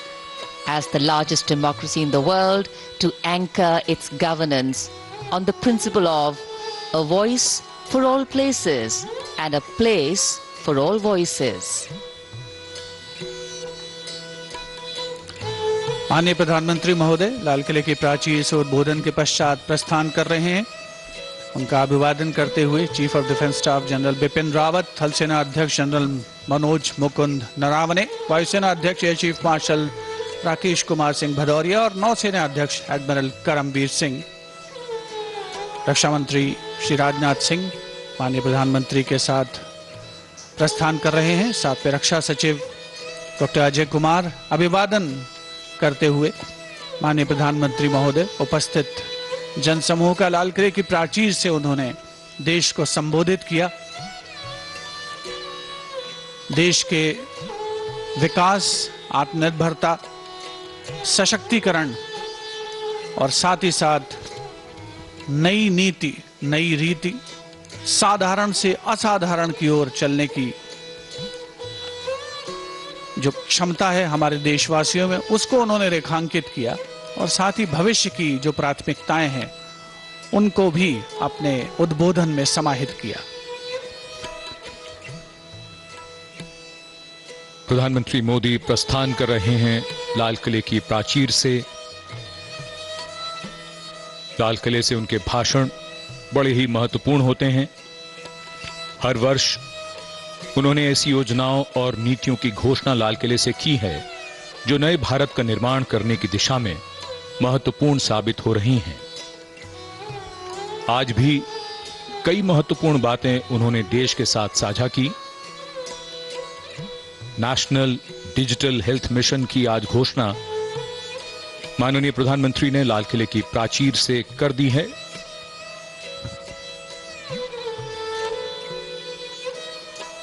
Lahori दरवाजे की ओर बढ़ता हुआ उनकी कारों का काफिला।